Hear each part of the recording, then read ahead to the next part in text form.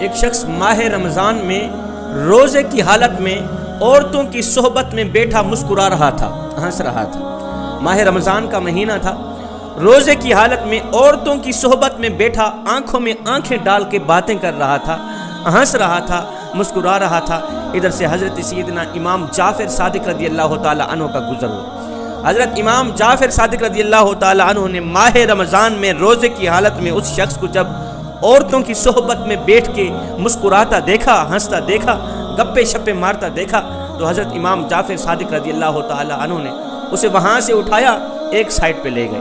ایک سائٹ پہ جا کے آپ نے فرمایا، میاں میں نے اپنے بابا سے سنا، میں نے اپنے بابا حضرت امام باقر رضی اللہ تعالی عنہ سے سنا، انہوں نے اپنے بزرگوں سے سنا، انہوں نے اپنے بزرگوں سے سنا۔ وہ فرمایا کرتے تھے کہ جو شخص عورتوں کی صحبت میں زیادہ دیر تک بیٹھتا ہے اس کے اندر نفسانی خواہشات ابھرنا شروع ہو جاتی ہیں۔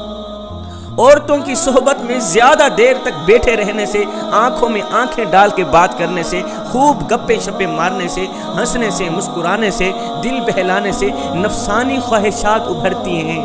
جب انسان کے اندر نفسانی خواہشات ابھرتی ہیں تو پھر انسان اپنے مقصد سے پیچھے ہٹنا شروع ہو جاتا ہے۔ جب انسان اپنے مقصد سے پیچھے ہٹنا شروع ہوتا ہے تو پھر انسان اپنے ہاتھوں سے ہی اپنی زندگی کی تباہی اور بربادی لکھ دیتا ہے۔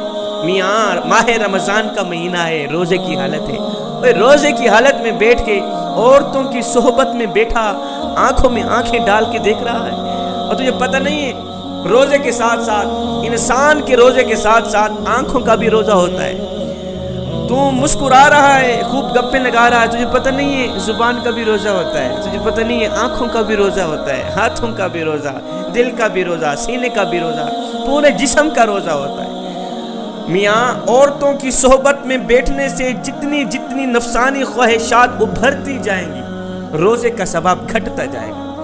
ادھر سے نفسانی خواہشات بڑھتی جائے گی، روزے کا ثواب گھٹتا جائے گا۔ روزے کا ثواب یہاں تک کہ 0/0 آ رہے گا۔ جب 0/0 آ پہنچے گا تو اس روزے کی اللہ کے نزدیک کوئی قیمت نہیں، کوئی قدر نہیں۔ اس کے بارے میں میرے کریم نبی نے فرمایا جو شخص اپنے پیٹ کو بھوکا رکھتا ہے، پیاسا رکھتا ہے، کھاتا نہیں، پیتا نہیں، پوچھا جائے کیوں، کہتا ہے روزے سے ہوں، لیکن وہ جھوٹ بولنا نہیں چھوڑتا، غیبت کرنا نہیں چھوڑتا، عورتوں کی صحبت میں بیٹھ کے خوب گپے مارتا ہے، عورتوں کی صحبت میں بیٹھ کے اپنا دل بہلاتا ہے، عورتوں کی صحبت میں بیٹھ کے آنکھوں میں آنکھیں ڈال کے بات کرتا ہے، اللہ اکبر، یہاں تک کہ ان کے اندر نفسانی خواہشات ابھر آتی ہیں۔ فرمایا میرے نبی نے، اللہ کے نزدیک ایسے شخص کے رکھے روزے کی کوئی قدر و قیمت نہیں ہے، کوئی عزت نہیں ہے۔ فرمایا میاں میں تمہیں 3 نصیحتیں دے کے جاتا ہوں، اگر دنیا و آخرت میں کامیاب ہونا چاہتے ہو تو پھر امام باقر کے بیٹے امام جعفر کی ان 3 نصیحتوں کا دامن کبھی نہ چھوڑنا۔ فرمایا پہلی نصیحت تو یہی ہے کہ عورتوں کی صحبت میں نہ بیٹھنا۔ دوسری نصیحت فرمایا امیروں کی مجلس میں نہ بیٹھنا، امیروں کی محفل میں نہ بیٹھنا۔ پوچھا گیا حضرت کیوں؟ فرمایا امیروں کی محفل میں بیٹھنے سے انسان کو اپنی ہی نعمتیں حقیر لگنے لگ جاتی۔ امیروں کی محفل میں بیٹھنے سے، امیروں کی مجلس میں، امیروں کی صحبت میں بیٹھنے سے انسان کو اپنی ہی نعمتیں حقیر لگنے لگ جاتی۔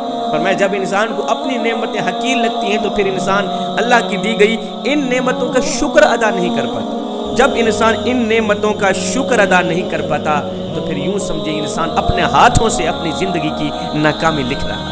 حضرت امام جعفر صادق رضی اللہ تعالی عنہ نے فرمایا میاں تیسری نصیحت، فرمایا کبھی بھول کر بھی جاہل سے بحث نہ کرنا، کبھی بھول کر بھی جاہل کی مجلس میں نہ بیٹھنا، جاہل سے سوال و جواب نہ کرنا، جاہل کی صحبت میں نہ بیٹھنا، کبھی بھول کر بھی جاہل سے بحث نہ کرنا، کیونکہ جاہل کے سوال کا جو بہترین جواب ہے وہ ہے خاموشی۔ خاموشی اختیار کر لینا، چپ کرنا۔ فرمایا خاموشی اختیار کیا کرو، کیونکہ انسان کو جو مقام خاموشی سے ملتا ہے، چپ رہنے سے ملتا ہے، وہ کسی بھی عمل سے نہیں ملتا۔ فرمایا اگر تم چاہتے ہو کہ تمہاری زندگی میں تمہیں کوئی بھی مسئلہ درپیش نہ آئے اور تمہاری زندگی پرسکون گزرے، کامیابی تمہارے قدم چومے، خوشحالی تمہارے ساتھ رہے، فرمایا اپنی زبان کو قابو میں رکھنا۔ اندر کا یہ جو نفس ہے، اب اس نفس کی اصلاح کے لیے اللہ تعالیٰ نے ہمیں روزہ عطا کر دیا، اس نفس کی اصلاح کے لیے اللہ نے ہمیں رمضان عطا کر دیا، روزہ عطا کر دیا۔ دن کو روزہ رکھیں، رات کو قیام کریں، اور قیام کے دوران اللہ کا کلام سننا۔ دن کو روزہ رکھنا، رات کو قیام کرنا، پھر قیام کے دوران اللہ کا کلام سننا، مطلب قرآن مجید کی تلاوت سننا، یہ وہ 3 کام ہیں جو انسان کی نفس کی اصلاح کرتے ہیں۔ تو جوانوں، آخر میں میں یہی سبق، یہی میسج دینا چاہوں گا کہ کہیں ایسا نہ ہو آپ تو صبح سویرے سحری کر کے ساتھ کھانے کھا کے سو جائیں، آپ کا غریب ہمسایہ اس کو کھانے کے لیے سوکھی روٹی بھی نہ ملے۔ کہیں ایسا نہ ہو افطاری کے وقت آپ کے سامنے 12 کھانے تیار پڑے ہوں اور وہ بھوکا، اپنے محلے میں رہنے والا بھوکا غریب ہمسایہ وہ سوکھی روٹی کے لیے، ٹھنڈے پانی کے لیے ترستا رہے۔ جوانو، اہم دن وہ نہیں تھا جس دن آپ اس دنیا میں آئے تھے، نا میاں نا، اہم دن تو وہ ہوگا جب تم لوگ یہ جان لوگے کہ تمہارے آنے کا مقصد کیا تھا۔ انسان نہیں ہوتا، عمل ہی انسان کو انسان بناتا ہے، انسان عمل ہی سے پہچانا جاتا ہے، ورنہ اچھی باتیں تو دیواروں پہ بھی لکھی ہوئی ملتی ہیں۔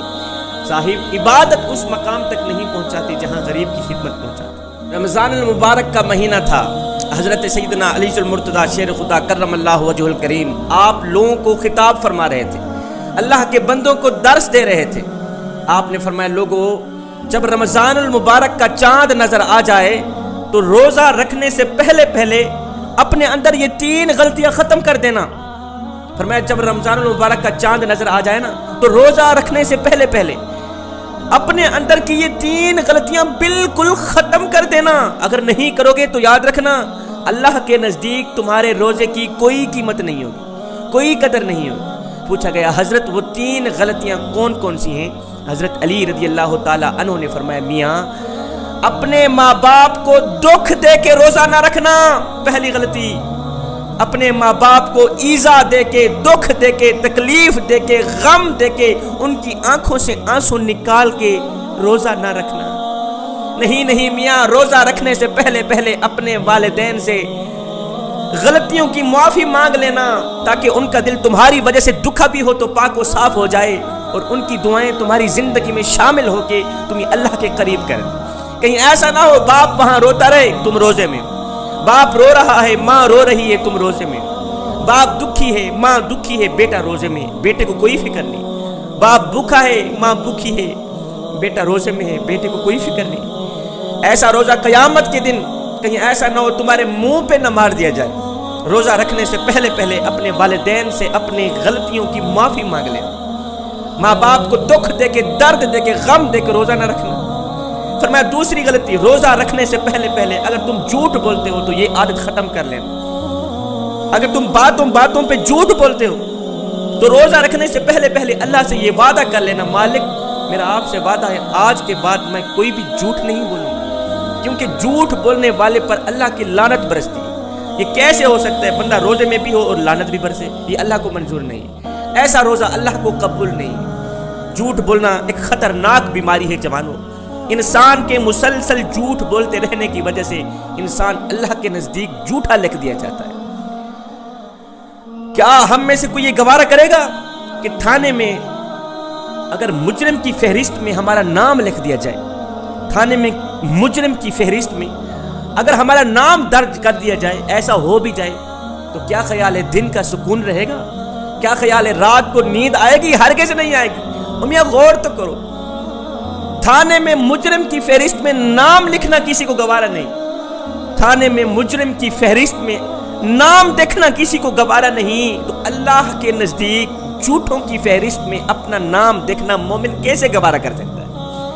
اللہ والا کیسے گوارا کر سکتا ہے؟ ہرگز نہیں برداشت کر سکتا۔ آج تو جھوٹ بولنا اتنا عام اور آسان ہو گیا ہے کہ جھوٹ بولنے والے لوگوں نے جھوٹ بولنے کو برائی ہی نہ سمجھا، گناہ ہی نہیں سمجھا، کہتے ہیں یہ تو گناہ ہی نہیں، کہتے ہیں یہ تو برائی ہی نہیں۔ ایسے ہی باتوں پہ جھوٹ بولا جا رہا ہے۔ جوانوں یاد رکھنا، اگر تم روزہ بھی رکھو ساتھ میں جھوٹ بھی بولو۔ میرے کریم نبی نے فرمایا جس نے روزہ رکھا، پیٹ کو خالی رکھا، پیاسا رکھا، بھوکا رکھا، اگر کوئی پوچھ لے میاں روزہ ہے، کہا جی روزہ ہے، لیکن جھوٹ کا دامن نہیں چھوڑا، فرمایا اللہ کے نزدیک ایسے بندے کی روزے کی کوئی قیمت نہیں، کوئی قدر نہیں، کوئی عزت نہیں۔ خدارا روزہ رکھنے سے پہلے اگر تم جھوٹ بولتے ہو، تم میں جھوٹ بولنے کی عادت ہے تو یہ ختم کر دیں۔ پوچھا گیا حضرت تیسری غلطی کون سی ہے؟ فرمایا حضرت علی نے، میاں روزہ رکھنے سے پہلے اگر تم غصے جیسی بیماری کی دلدل میں پھنسے ہوئے ہو، اگر تم اپنی فیملی میں غصہ کرتے ہو، بیوی کے آگے باتوں باتوں پہ غصہ کرتے ہو، بچوں کے آگے باتوں باتوں پہ غصہ کرتے ہو، فرمایا روزہ رکھنے سے پہلے پہلے غصہ ختم کر لینا، کیونکہ غصہ حرام ہے۔ یہ کیسے ہو سکتا ہے کہ بندہ حرام بھی کھائے اور روزہ بھی رکھے؟ یہ اللہ کو قبول نہیں، یہ اللہ کو منظور نہیں کہ بندہ روزہ بھی رکھے ساتھ میں حرام بھی کھائے۔ اور غصہ جو ہے یہ اس سلگتی ہوئی تیلی کی مانند ہے جو دوسروں کو جلانے سے پہلے خود جل کر راکھ ہو جاتی ہے۔ خدا را جوانو، حضرت مولا علی کے اس قول کو یاد رکھنا، روزہ رکھنے سے پہلے پہلے اگر کوئی غصے جیسی بیماری کی دلدل میں پھنسا ہوا ہے تو نکل جائے، پکی توبہ کر لے، غصہ نہ کر، پیار سے بات کرنا گھر والوں سے، محبت سے بات کرنا گھر والوں سے، تاکہ کوئی تجھے دیکھے تو کہے کہ جس طرح یہ اندر سے روزے میں ہے اسی طرح باہر سے بھی روزے میں۔ انسان کو خالصتاً روزہ رکھنا چاہیے، خالص روزہ رکھنا چاہیے۔ خالص روزہ رکھنے کا مطلب یہ ہے کہ سر سے لے کر پاؤں تک ہر چیز کو روزہ ہونا چاہیے۔ دماغ کا روزہ، غلط نہیں سوچیں گے، کانوں کا روزہ، غلط نہیں سنیں گے، گندے کلمات نہیں سنیں گے، گندی فلمیں نہیں سنیں گے، گندے گانے نہیں سنیں گے، گندی باتیں نہیں سنیں گے۔ فرمایا زبان کا روزہ، غلط نہیں بولیں گے، جھوٹ نہیں بولیں گے، چغلی نہیں کریں گے، غیبت نہیں کریں گے، گندی باتیں نہیں کریں گے۔ فرمایا سینے کا روزہ، یہاں حسد نہیں رکھیں گے، کسی مسلمان بھائی کے لیے یہاں منافقت نہیں رکھیں گے، بغاوت نہیں رکھیں گے۔ دل کا روزہ، نفاق نہیں رکھیں گے، نفاق نکال دیں گے، دل پاک کو صاف کر دیں گے۔ ہاتھوں کا روزہ، کسی کو ایذا نہیں دیں گے، کسی کو تکلیف نہیں دیں گے، ان ہاتھوں سے کسی کو تھپڑ نہیں ماریں گے، ان ہاتھوں سے کسی کو تکلیف نہیں دیں گے، دکھ نہیں دیں گے، ان ہاتھوں سے کسی پر ظلم نہیں کریں گے۔ ہائے، ظلم ایک ایسی گندی بیماری اور بدترین گناہ ہے جو نیکیوں کو اس طرح کھاتا ہے جس طرح آگ لکڑیوں کو کھاتی ہے۔ ظلم کرنا کسی کے اوپر۔ ایک ظالم بادشاہ تھا، اس نے کسی اللہ والے سے پوچھا کہ بابا جی میرے لیے بہترین عبادت کون سی ہے؟ میں نماز پڑھوں، نماز بہترین عبادت ہے، میرے لیے روزہ بہترین عبادت ہے، حج بہترین عبادت ہے، یا زکوٰۃ دینا بہترین عبادت ہے؟ مجھے بتایا جائے میرے لیے بہترین عبادت کون سی ہے؟ اس بزرگ اللہ والے نے فرمایا بادشاہ دوپہر کا سونا تیرے لیے بہترین عبادت ہے، دوپہر کا سونا تیرے لیے بہترین عبادت ہے، تاکہ کچھ دیر لوگ تیرے شر سے محفوظ رہیں، کچھ دیر لوگ تیرے ظلم سے محفوظ رہیں۔ فرمایا ان ہاتھوں سے کسی کو ایذا نہ دینا، ان ہاتھوں سے کسی کو دکھ نہ دینا۔ ہاتھوں کا روزہ، کسی کو تھپڑ نہیں مارنا، کسی کو دکھ نہیں دینا۔ پاؤں کا روزہ، ایڑی مار کے نہیں چلنا۔ پاؤں کا روزہ، فخر سے نہیں چلنا، غرور سے نہیں چلنا، تکبر سے نہیں چلنا۔ آنکھوں کا روزہ، بے حیائی نہیں دیکھنی، گندے مناظر نہیں دیکھنے۔ فرمایا میرے کریم نبی نے ایسا روزہ، ایسا خالص روزہ جس مرد، جس عورت نے رکھا، میرا اللہ اسے مبارک دیتا ہے۔ مبارک ہو تم نے مجھے پا لیا ہے، مبارک ہو تم نے مجھے حاصل کر لی۔ جنہوں نے ایسا خالص روزہ رکھا کہ سر سے لے کر پاؤں تک ہر چیز کو روزہ تھا۔ میرے کریم نبی صلی اللہ علیہ وسلم نے فرمایا صحابہ تمہیں پتہ ہے کہ مفلس کسے کہتے ہیں؟ صحابہ نے عرض کی یا رسول اللہ ہم تو مفلس اسی کہتے ہیں کہ جس کے پاس پیسہ نہ ہو، دولت نہ ہو، ہم اسے مفلس کہتے ہیں۔ میرے نبی نے فرمایا ہرگز نہیں، قیامت کے دن میری امت کا مفلس ترین شخص وہ ہوگا جو دنیا میں روزہ رکھ کے نیکیاں حاصل کرے، جو دنیا میں نمازیں پڑھ کے نیکیاں حاصل کرے، جو دنیا میں حج کر کے نیکیاں حاصل کرے گا، زکوٰۃ دے کے نیکیاں حاصل کرے گا، غریبوں کی مدد کر کے نیکیاں حاصل کرے گا، لیکن اس نے چغلی کی ہوگی کسی کے حق میں، اس نے غیبت کی ہوگی، اس نے چغلی کی ہوگی، اس نے ڈنڈی ماری ہوگی، ہاتھوں سے کسی کو تھپڑ مارا ہوگا، کسی کو دکھ دیا ہوگا، کسی کو درد دیا ہوگا، کسی کو غم دیا ہوگا، کسی کا حق مارا ہوگا، کسی کو ڈنڈی ماری ہوگی، ناپ تول میں کمی کی ہوگی۔ فرمایا اتنی نیکیاں لے کر آنے والا شخص، اس کی ساری نیکیاں لوگوں میں بانٹ دی جائیں گی، ان لوگوں میں بانٹ دی جائیں گی جن لوگوں کی یہ غیبت کرتا رہا، چغلی کرتا رہا، حق مارتا رہا، ظلم کرتا رہا، ان لوگوں میں بانٹ دی جائے گی۔ یہ خالی ہاتھ ہو جائے گا، جب اس کے پاس کچھ باقی نہیں رہے گا تو میرا اللہ فرمائے گا جہنم کے دروازے کھولو، اس نیکوکار بھرپور نیکیاں لے کے آنے والے شخص کو جہنم میں ڈال دو۔ فرمایا میری امت کا وہ مفلس ترین شخص ہو۔ فرمایا غیبت نہ کرنا، چغلی نہ کرنا۔ جوانو یہ زندگی کے لمحے میرے اور آپ کے لیے غنیمت ہیں، انہی لمحوں میں روزہ رکھ لو۔ ماہ رمضان تمہاری ہو سکتا ہے تمہاری زندگی کا آخری رمضان، دوسرا رمضان نہ آئے۔ اللہ اکبر، یہ زندگی کے لمحے میرے اور آپ کے لیے غنیمت ہیں، ان لمحوں میں کچھ کر لو جوانو۔ آج ہماری جوانیاں کس رخ پہ چل پڑی، آج ہماری جوانیاں کس سمت پہ چل پڑی، کس سائٹ پہ چل پڑی۔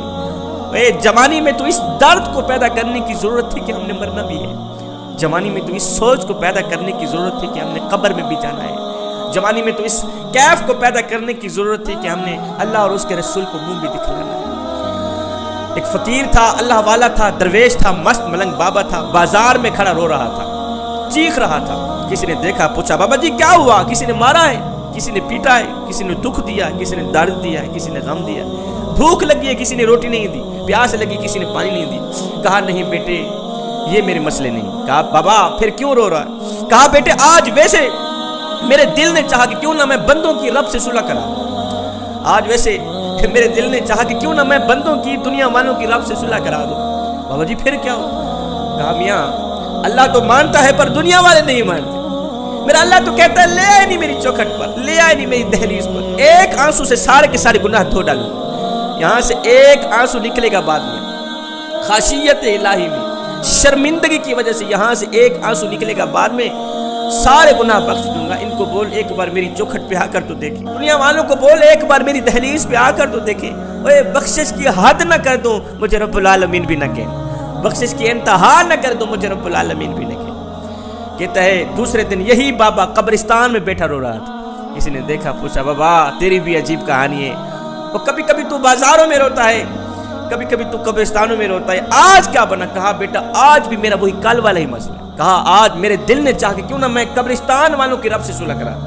کہا بابا پھر کیا بنا؟ کہا بیٹے نہ پوچھ، یہ تو رو رو کر دعائیں مانگ رہے ہیں مالک ہمیں معاف کر دے، ہمیں بخش دے، لیکن وہ کہتے ہیں نہیں نہیں، تمہاری بخشش کا جو دروازہ ہے وہ بند ہو چکا۔